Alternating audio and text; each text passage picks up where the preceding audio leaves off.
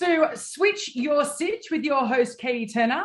Today I'm super pumped. I've got Ben Saville with me all the way from London, and I've totally screwed up the times on him so many times. Daylight savings here in Sydney and me trying to work out the time differences. But I'm really excited because Ben is a business coach who specializes or delivers business coaching to artists, predominantly music artists or any kind of artists, I suppose. Mostly illustrators. There we go. Okay. And I'm really excited about this because when I first started out with my business coaching business, I sort of dabbled in the fitness side of it because fitness is also my passion. I've had a business in there. I have an economics degree and decided after many years meeting other trainers that there was this real lack of business acumen to take them to the next level to make money from what they actually do and what they love. So I'm going to hand it over to Ben with his lovely accent over there in London. And first, I'm just going to get you to give us a brief background about how you ended up in this niche market. Yeah, cool. Awesome, man. Thanks for the intro. That was powerful. I liked it. It's quite funny. Before stepping into business coaching at all, I was just working in a bar. That was the most recent job I had before this. Working in a bar. I got as far as supervisor of a bar, so it's like one rank up. But I just needed change there. And when I was working in the bar, I never was really just doing the standard stuff. I always wanted to reach out to something bigger, create my own events, create my own projects, things like this. Like I never really wanted to be stagnant. I didn't like the idea of just working, turning up, doing the hours and leaving. And I don't know if it's the same in Australia. It seems quite fun and happy in Australia, but working in bars in the UK can sometimes be quite depressing. And I just wanted to expand. I was creating lots of cool things. I was creating events by myself. I was helping the bar to make money by creating events for them, but it didn't feel good. It felt very restricted. Like even if I had an awesome idea that would make people money, would make the bar money, would bring people together, there was so many barriers, and I did not like that. Like the managers weren't really they're like leaders. They're not leading at all. Yeah, the managers are not leaders, and they're not really allowing me to grow. So luckily and unluckily, I decided to leave just before the pandemic happened. So I literally was like, I'm going to pack up my stuff. I'm going to move to London, and I'm going to start to pursue something different, something where I can be creative, something where my voice can be heard. People will listen to the things that I want to do, and I have that kind of freedom and control. But obviously the freedom is a bit far and few between during COVID, right? So that's, I think, where it all really started to happen for me. I'd moved back home. I really didn't want to be in that place for multiple reasons, and I needed to make money. So there was these two things. I didn't want to be where I was. I needed to make money. I'm a bartender, literally, with no bar, no of the people, like no real network around me because I've moved back to London after many years. So I decided to do something about that. I decided to make cocktail packages, things like this that I could sell to people, find out who would be interested. I got, people in the area to buy some of them. And then I also just ended up being on the phone with quite notable hospitality companies, like pitching my idea to them. Like it was almost like quick. Like I really didn't give myself a lot of time to prepare for it. I had an idea, but nothing really real. I had these people on the phone after a couple of no's and like shaky conversations with these big time people, or in my eyes, big time people. I had someone say, yes, you can come to my bar, even though it's locked. You can sell loads of products from our bar, and just we'll put our label on it. You get a percentage, we get a percentage. Everyone's happy. So it's like that. I would say that was really my first steps into the area. Obviously, there's multiple things that I needed to do myself before I really was like delivering coaching to people. But I like that particular experience of mine because it involves many sort of pillars of helping people grow their business wherever they're at, if it's brand new, if they've been doing it for many years. And I thought, once I started having those conversations with people, once I started seeing that people needed to break free of this new, almost like impending doom, being locked at home, not able to make money. For them, right? Because that's what you're really doing, is like selling them cocktails that they can take home, I'm assuming, to make at home. Yeah, of course. Yeah. Sorry, yeah. Yeah, exactly. It was about creating an experience for people. But I think that was the most important thing. I was selling an experience rather than just some things that they could buy in the shop themselves. There was a lot to it. But really, I wanted to start reaching out to other people in this same situation I was in, like bartenders at the time, just to say like, hey guys, you have crazy skills. You can really put your own label on whatever you're doing. Just go out there and do it. And that was my original idea. Like I really just wanted to sell this one idea, almost like coach people how to do it there. But then after a bit of time, it's like, actually, my idea is rigid in many ways. It needs to be a bit looser and it needs to just fall back onto some principles. And that way I realized I could coach anyone, really, like a lot of people I could coach. And then it just turned into being artists. I just found that creativity, that experience that you were talking about. That's the juice, that's the freedom, that's the control. That's like your label putting things, like you're able to put your label on stuff, like people's signature at the bottom of their work. Yeah. Or like the way that they draw stuff, the way that they communicate what they want to do. That's what I wanted to get my hands on. So yeah, that's where I am now. I do hope that answered your question, because I thought I went deep into my old experience. Awesome. I quite enjoyed that. You're kind of like freestyling business, which is, we had a bit of a chat off air, and some reason I got into it as well, because I want to make business exciting. And like what you're doing is you're fucking off all the rules. Like it doesn't have to be black and white. There's so much gray area for business. And like you said, why can't it be creative? And, my specialty in business coaching is, and my jam is the strategy side. I want to make that exciting. I'm sick of seeing 50-page business plans out there that nobody is ever going to use. And it doesn't even include a social strategy. And what you've also done is you've done it yourself. Like I see so many business coaches out there who, give coaching advice, who've stepped out of a corporate job, who've never put their own money on the line, and then go in to say, hey, I can coach you on this. Well, hang on a minute. Have you actually been a practitioner in that side of things? So how many phone calls do you think you made? How many rejections did you get before you got that one? In that particular example, honestly, I think I was quite lucky. I don't know, lucky. Yeah. I actually did quite well in terms of the rejections. I think I had 2 rejections, and then that third call worked. And I wouldn't say that that's likely to happen in most situations. But that third call, I think that third call was a rejection almost. Like what I mean by this is I was speaking to the guy, and obviously I have fears about this because I have no idea what I'm talking about. I'm literally like, I don't even think at this point I've put liquid into a bottle to see if it works. So I just have an idea, and I'm just kind of bouncing off him, like seeing where he needs help, and then trying to like rephrase things and like, oh, actually I have an idea for this. This could work. But there was not much give and take there. I didn't really set it up. So that was one of my fears, is like being caught out with no idea.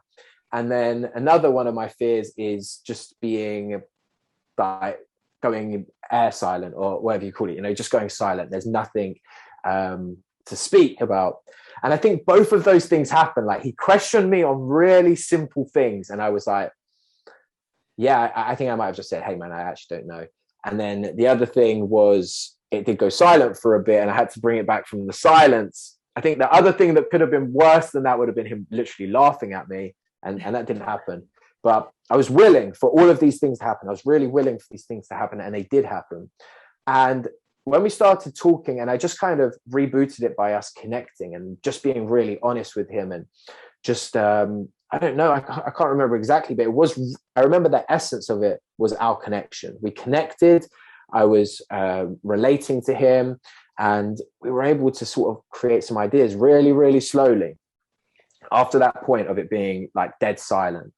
And after a bit, he's like, actually, yeah, I like this idea. I think it's cool. I think it was almost a surprise to me because I thought he was going to maybe do that third thing that I didn't want him to do, which would be laugh at me, right? So I was like, that's what's going to happen next. He's going to laugh at me. But then he said, hey, man, actually, yeah, if you could come to this, the bar that I have, I'll give you the keys. You can work there whenever you want and sell stuff on your own accord. And I was like, okay, cool. This sounds good. You know, I had to think about it. But I think, like, to answer your question, I was kind of lucky. There was like 2 calls that I had, and then that one was the third call. That one felt like a rejection, but I was willing for it to feel like a rejection in the moment. And then I had a lot of rejections on email. Like, I didn't get anywhere on email. I sent out tons of emails. So it was like the next layer is have them on the phone, have a real connection with them. And it went quite well. And that's business, right? Because it is about a relationship. You know, in any respect, it's about building. I always say business is about building trust is the number one commodity before anything goes ahead. Like, if you ever do business with Asia, they always tell you not to have a return ticket because it builds a relate that you'll get over there. Maybe before you sign a multi-million-dollar deal, they want to invite you to their house, to their family, to their favorite restaurant. You know, it's about that layering of business. And this is where the cold calling of actually picking up a phone or knocking on a door, I think it's a lost art form in many ways. I agree. It's electronic. I get it. It's fast. It's efficient. But also building that relationship before asking for anything from somebody is huge. So you've got the artists coming to you now. Well, you've found that niche market. And we talked about this off air. When you first reached out on LinkedIn, you asked me, what do you think their main pain point is? And I felt like it was a bit like people in fitness. It's asking for their money or having a poor relationship with money, because they're always told you should do it for the love and not for the money, which to me is part of it, but it's not all of it, because money brings opportunity. Right.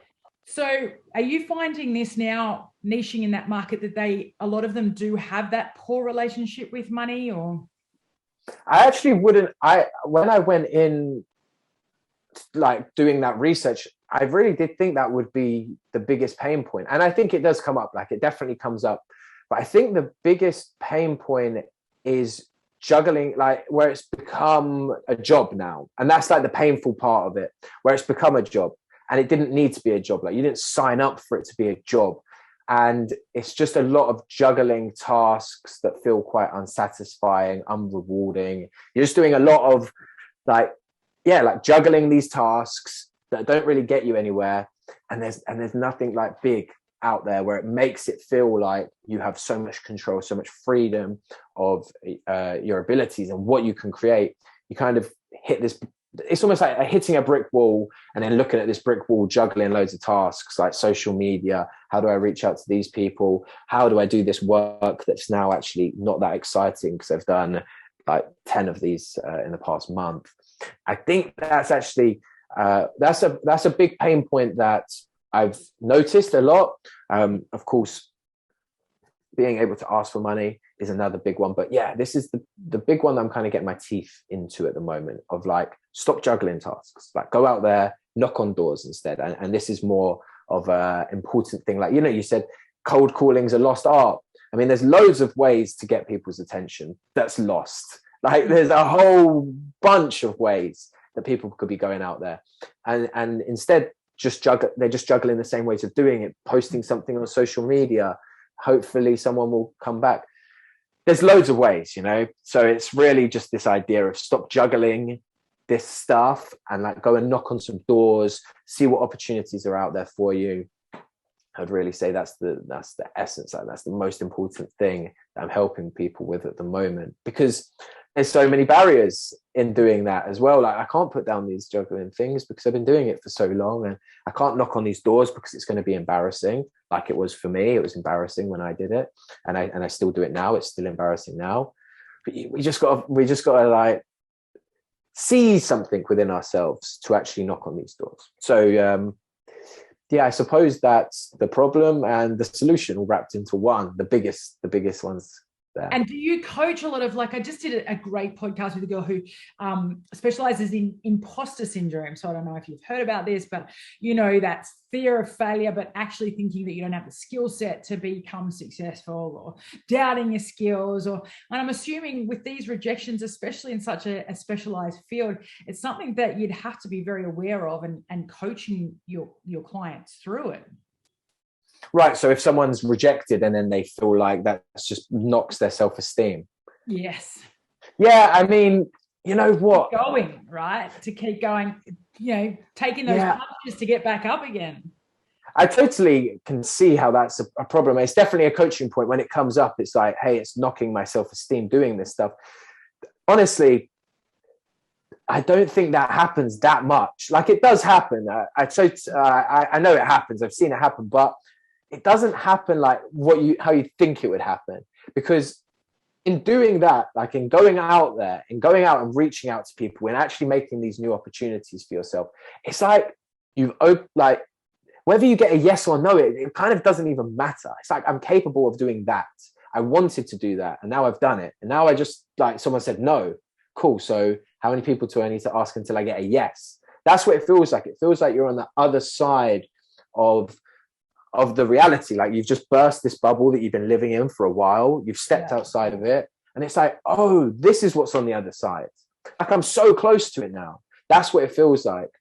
I love that. I love that feeling when I'm like, I really don't want to say this thing. I'm really scared.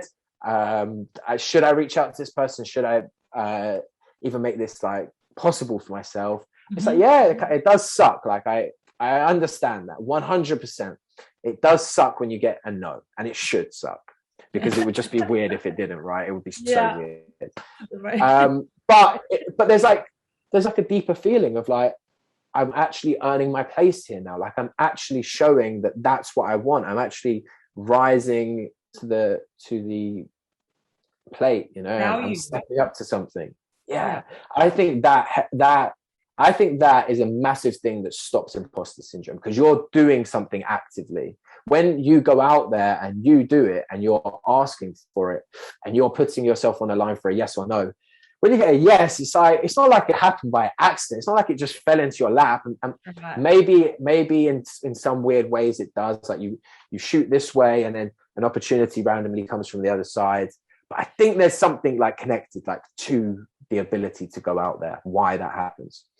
So again, I think that really helps imposter syndrome. There's other things that help it, but I think that's one big way.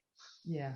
And removing the ego, I suppose, like, that's one thing that I've had to do in the past, is like, oh my gosh, you take it on board personally rather than realizing it's business. And the more times you put yourself out there, the less you're going to get rejected. So I think that's a huge part of it. And what else is are these artists still juggling ways of getting income besides their art? Like, are you seeing that they're obviously maybe waitering or working behind a bar, doing the art part-time, so that they're kind of, it's like a side hustle until it takes off? Is that predominantly what you're seeing with your artists? Or not with the people that I'm working with at the moment, although I haven't noticed that, although I know that that's real. Like, I have spoken to people that are struggling with money, but they're just working the art, like, they're just doing the art stuff. Now, I do help people, like, to see clearly, like, do I actually need to get a job right now? Is that actually what I want? Not so much because of the struggle, because the struggle's hard, because we're going to go through that anyway. More so because they're not connected to the dream of it. They're not connected to it. It's just, they actually want a job. They actually just want to make money, and the art's a part of it. So that's not been a massive problem in terms of juggling. Like, I'm juggling my work and all of this, because I suppose people like that at the moment don't have an awful lot of free time to be like, okay, I'm going to fit in some coaching on top of this. So to answer your question, I haven't actually been speaking to an awful lot of people that have multiple jobs. It's just been the art. That's their main focus. That's the one thing that they want to work on. And and it's just like feeling a bit draining. It's not actually going as well as it was once, or they just know it could be doing better. So yeah, this is a bit more of the kind of people I've been speaking to. Yeah, full-time artists. And what is their relationship? Because you're very active on socials. What is their relationship generally with social media? Is it don't like doing it, forget to do it? Is it necessary? I mean, yeah, it's always, of course, it's a mix. It depends on the people. But yeah, to give you an example, it does for some people, it does feel like just a part of the job, you know, like having to turn up to social media. And I can understand that, you know, when you're not doing it in a really active way, when you're not being really proactive with it, when you're just putting stuff out and like kind of praying that someone will care, that's where the relationship is off. And also the relationship for people I've spoken to, where the relationship to social media has like gone a bit bad for some people is where they feel like they have to turn up to it every single day, post at a certain time, and it's become really restrictive. Mm-hmm. And I think, yeah, I felt like that too. You know, sometimes I don't like posting on social media, but you can make that fun too. Like, what stuff do you want to talk about? Maybe you don't want to post on social media. Maybe you want to just do some outreach and speak to people personally. I think social media is such a how we have this thing is just awesome. Like, that's where everyone that I've spoken to, nearly everyone I've spoken to in a coaching way has come from, you know. Yeah. So I think social media is a massive asset. And it's free, right? So that's what I love about it, is that you can get traction on it, and it's not going to cost you. Like back in the day when I opened my first personal training studio, it was writing on the wall. It was, you know, big entry cost. You had to have a studio. You had to have, you know, your flyers back then that you had. You're probably too young for that, but you know, you had to hand out flyers, letterbox drops, etc. So it's it is and it's global. Right. So now, which is what I was going to ask you next. Are you a global coach? Are all your clients in London, or have you got them elsewhere around the world? Majority of my clients are in England, but I do have one client at the moment that's from Brazil, which is really cool. I really liked that. So I started a group, and the first person in the coaching group was from Brazil. And I was like, oh, this is cool. Like, my group is international. Like, this is so cool. I have coach people just like for a short period of time, more like connection calls, like get to know people, see if I can help them quickly. From everywhere, really, from so many places, which is, I love that, you know, because it's a little bit of quick traveling. Like, you just hit this button and all of a sudden I'm connecting with someone on the other side of the world, someone that has a whole different experience of life, really. And yeah, I find that awesome. So yes, I am an international coach. It feels cool. International global coach online, as well as you actually pick up the phone like that. Part of my coaching as well here is that I offer the one-on-one, but also the group coaching that I find in Facebook groups. You know, a lot of the actual coaches don't go in there and do live Q&As or, you know, chat with their actual clients. It's just like, oh, sign up to this. Here's a PDF for once a month, and that's what you get, and I'll direct you to a few websites. And mine's a lot different than that, and I'm actually very happy to tell you. So mine's a group like this, like a Zoom call. We just meet on Zoom, and then we have a Facebook group as well, where I do share some of my poor doodles to explain what's been going on. But actually, they've been met with some really good feedback. My apparently poor, I would call them poor doodles, but the people that I coach really like them. Anyway, so that's part of the fun. I call it a brave business adventure because it needs to be adventurous. Like, there is no way I'm writing out PDF documents and doing like that continuously. Like, that is a good idea. I can see the benefit of it sometimes, but I like getting people together and like doing workshops. Like, I have a workshop coming up at the moment, and I'm really looking forward to this one. It's like, we're just going to be actively doing something, like actively knocking on doors, actively like challenging this reality that we live in. You know, earlier I was describing a bubble. We're inside of this bubble. We're inside of this reality. We're juggling the same tasks. It's like, hey, we've got 90 minutes to change that. And we're going to do it all together. We're going to do some brainstorming. We're going to connect with each other, because obviously there's a networking element to it too, when you've got new people together. But like, okay, cool. Let's discuss what's really, really important to you. What things are you excited about? What things really scare you? And how can we go after that? How can we go after those things? And we do it there and then. And it's in a call. So everyone's got some real live feedback. When people are sharing things, you can tell by the group, like, how valuable that is, you know, being able to go to somewhere deep, somewhere that's like talking about the things that's scary, talking about the imposter syndrome of it, talking about whatever it is, even if it's a personal life, like a personal growth problem or a family issue, whatever it is, like knowing that you can just speak to a group of people that want you to succeed. Like, I think that's amazing. That's like the pure support. Yeah, the peer support, and also talking to people who are doing it or who have done it. I found that's been the biggest thing when people come to me for business coaching, is that they want to speak to people who have done the trials and tribulations and done it and can offer advice or experience, because there's no use talking to friends and family who haven't done it, because they're only going to give you their closed thought process of, it's not really possible, or I'd be scared of getting rejected, or I wouldn't do it that way. Well, it's not their money on the line, it's not their ego on the line, it's not their passion that's being portrayed either.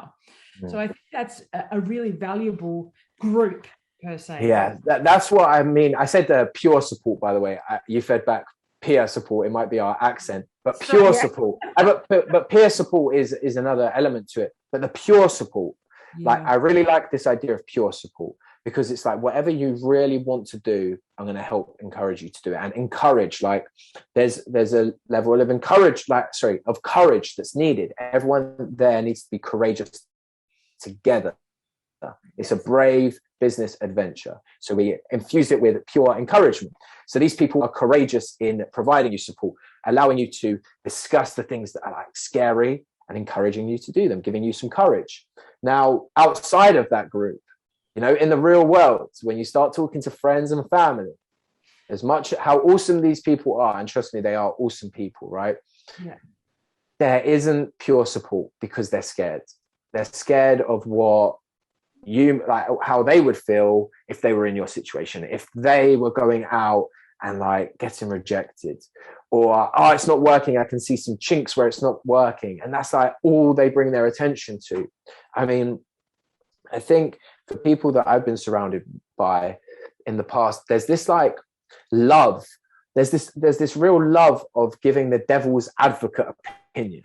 And it's cool. Like, when I was growing up, I was like, yeah, cool, I can be the devil's advocate. I don't need to agree with everything you're saying. It's cool. It feels powerful, but it's so limiting. It's extremely limiting. Like, people look for the holes, like how this is not going to work, and not presenting it to you in a way of that's actually like, you can do something about it. Like, hey, there's this issue. How are you going to challenge that? It's just like, there's an issue there. I don't think it's going to work.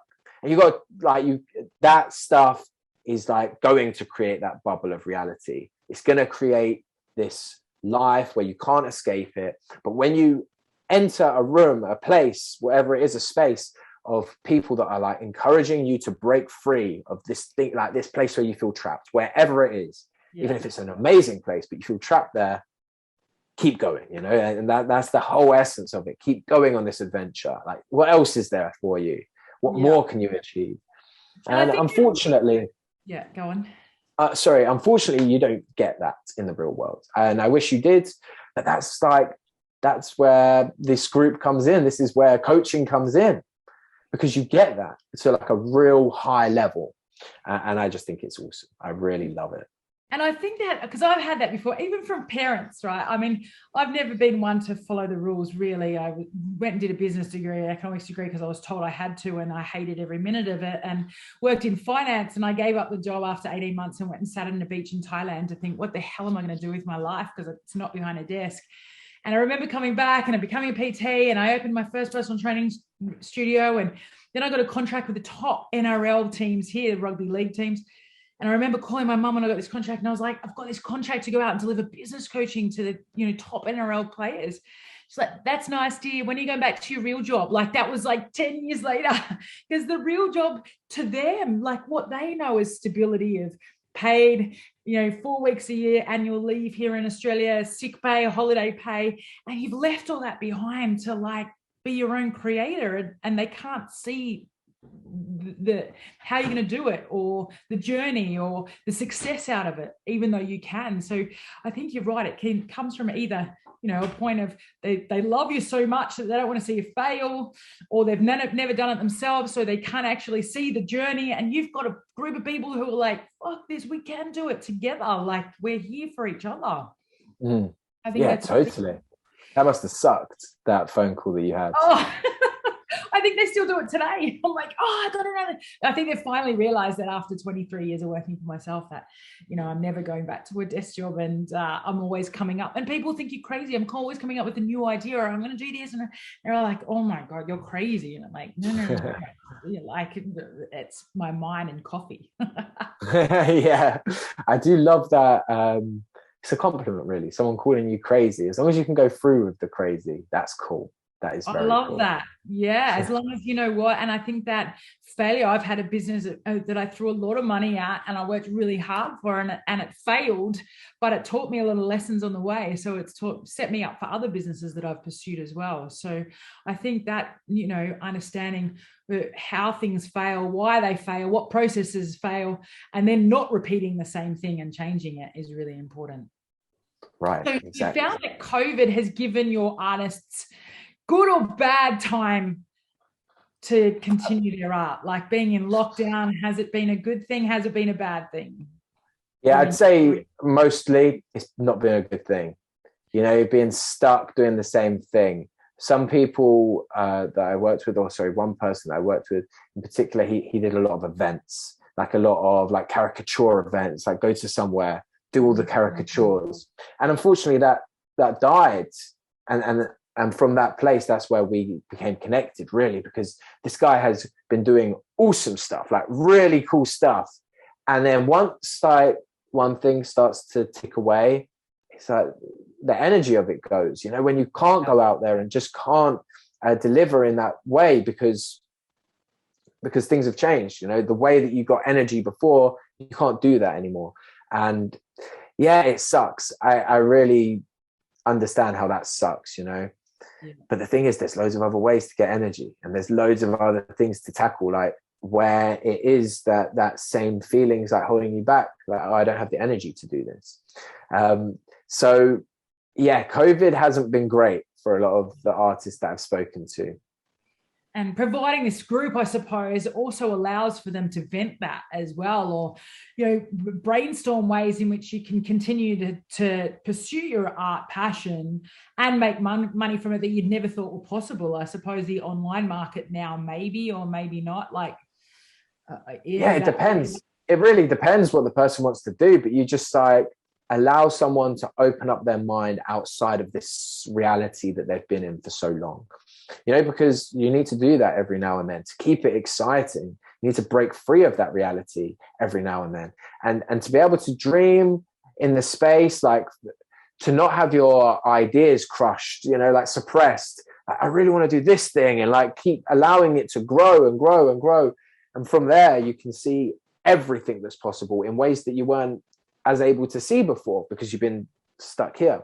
So that COVID consciousness really does keep you trapped here, you know, it really does. Like, okay, it's so limited. I've literally got 4 walls that are keeping me held in. I'm a prisoner to these 4 walls. But you can keep dreaming outside of that, and that's what we do, you know. We just really help each other expand on what's possible. Keep like yes-anding it. I don't know if that's a phrase you've heard before. It's from improv. Improvised comedy. You just yes and someone says something crazy like, hey, I'm a giraffe. It's like, yes, and your spots are purple, and you just keep adding to it. Of course, that's a terrible example for business, but whatever the person wants to do, just keep adding to it. And then you can shrink it down, but it's completely different now. It's like something that's different, more exciting, getting outside of those 4 walls. So Yeah, it has been restrictive, but like you say, the group really helps people expand those four walls, the ways that they're trapped. And what I think you sound like you're doing is, taking that devil's advocate problems and become a solution based, like rather than thinking about the blockages, you're actually going, hey, let's think about how we can break those barriers down and move past them, and make that vision a reality, really, which is what artists want to hear, right? You made me think, yeah, anything's possible. Like that's really what they need from a business coach. Because I remember even in fitness, like I remember going in and we go, okay, we're going to do business coaching. How do we make money from what we love doing? And you just see everybody's hands go, here we go, boring lecture. And when you make it exciting and resonate with them and take down that 50-page business plan of what the banks want to see, and it's the boring stuff, and make it exciting and possible, I think that's you're the man for the job. Thank you.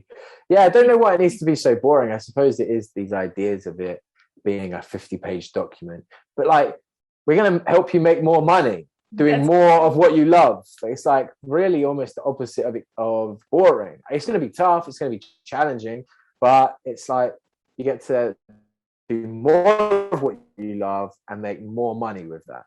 Like, it doesn't sound that boring to me. That's right. Well, I think it is. And a lot of people who do, in the past, especially who've coached business or who deliver business training, and they are very structured and rigid and come from a very academic background, whereas like people like yourself and I want to tear down those walls and make it available to anybody, regardless of whether they're practical, whether they're theory, whether they're kinesthetic, like whatever their learning is.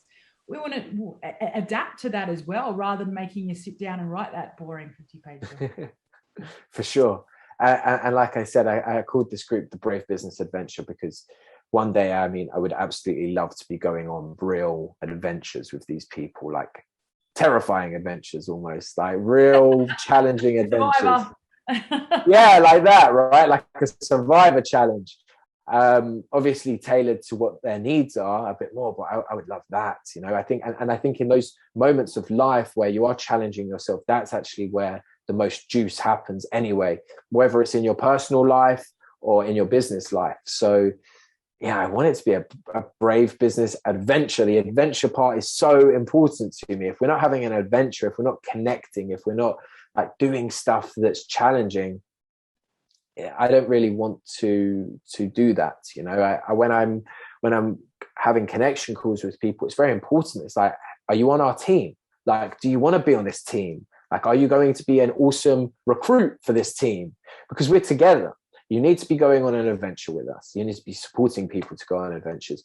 And of course, all of those rewards of that, you're going to receive. But it's very, very important to me that people are willing to be adventurous, willing to be challenged. Otherwise, it is just 50 pages of nonsense. Exactly. And I think the other thing is artists are generally, and please correct me if I'm wrong, quite solo, right? They spend a lot of time on their own. It may be difficult to network. So bringing that together actually is huge, because I don't think there's anything that does that currently, unless you're like part of a foundation or I don't know if there's a committee or whatever. But I think people bringing those solo artists in and actually creating a like-minded group is awesome. Thank you. Yeah, no, I definitely, the artists that I've been speaking to have been on solo missions, on solo adventures. They've got a bit lost on these solo adventures, and it's like, hey, okay, take a pause. Like, what we all need right now is a deep breath, almost, and to come off of these like mixed paths, these like looping paths, these ones where we keep getting lost doing the same thing almost, and everyone to just get off of that path and meet in this one place, and just like talk. Okay, I saw some crazy stuff back there, man. Like, do you want to see it too, or should we keep moving forward? What is the best way for us to move forward? Like, really to just share that, because yeah, I think artists there is a community of artists. Like, usually people are connected on social media, they enjoy each other's work. As an artist, they can definitely appreciate art in ways that maybe we can't even. They can see it because they know what skills go into it. So there is a community, but there is this there's something missing sometimes, because it's not a deep honesty, not one of deep honesty. It's not one of deep and pure support. It's sort of like, there is encouragement without the courage. So I don't know what that is actually. Well, it's still an underlying, I want to succeed more than you, right? Right. In a lot of these groups, it's not actually like like you're saying, it's not coming from pure support. It's, give my Insta a hit and I'll give yours. There's still a little bit of I'll scratch your back and you scratch mine. Whereas you're providing a safe place for them to be raw and real and actually problem solve. Like, that's huge.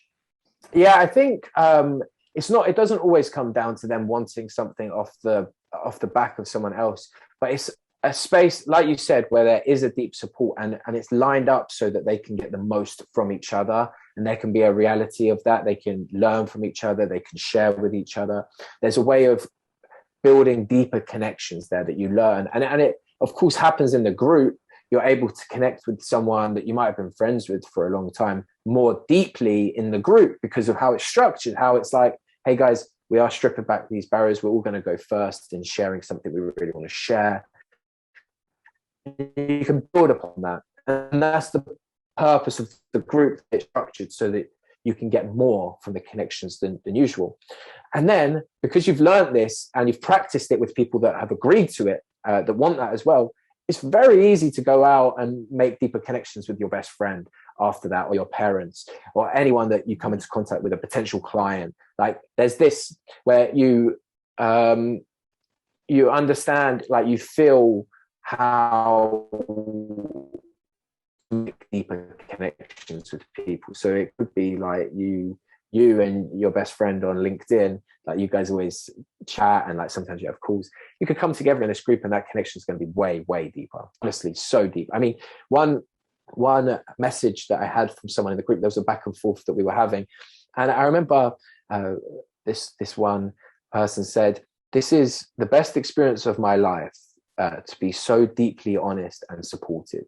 And it's like, yes, it's that. That's exactly where it is. And that was almost like the most beautiful thing to capture there, like, to be so free to say what you want, say how you feel, that you can actually do anything. And I think that's beautiful, and it's far and few between in the real world, to that extent anyway. That's right. I mean, unless it's like I said, even your parents, they want the best for you, but they feel your pain, so they may not be raw and real. And I love that you're providing that. So yeah, thank you so much. And I've taken up way too much of your time already. So I'm going to promote this through our Aussie contingent down here, obviously, because nothing exists like this for artists. And when I saw that what you did, I was really stoked that it was support for, I appreciate art. I appreciate what these guys and girls and however you identify in between that, how amazing they are, because I'm not a drawer, but I buy a lot of art, and I do love it. So thank you for providing a safe space. So plug your socials here. Where can we find you? Cool. And connect? So the best place to find me is LinkedIn. My name's Ben Saville. And on Facebook too. I mean, it's the same, Ben Saville. It's quite easy to find me. If you wanted to find me on LinkedIn as well, it's not the best place, but my @ is ben.saville on that one as well. So they're all quite easy to remember. I mean, if you have one, you have them all. But LinkedIn, definitely LinkedIn's the best place. From there, if you look at the things I'm doing, if it's something that you're interested in, if this conversation, the one that we've shared, is something that resonates with you, then yeah, just send me a message. Like, I'd love to have a conversation, see where that goes. Maybe you're right for the group, maybe you're not, but it would just be awesome to connect either way. So reach out to me on LinkedIn. That would be the best place. I love that you're killing LinkedIn, because it's always been a traditional corporate professional network side to me, and then I saw you go, I was like, this is great, because it is bringing that professionalism to practical people, to artists. So again, thank you. We'll be promoting the podcast in a couple of weeks when it goes live, so we'll be tagging all your social platforms then as well. Awesome. Thank you so much for your time and staying with me as I screwed up the time difference between here and It's cool. It's all right. It was easily done. Thank you so much. Yeah, it's been awesome. Thank you. My pleasure. And I will speak to you soon. Yeah, you too.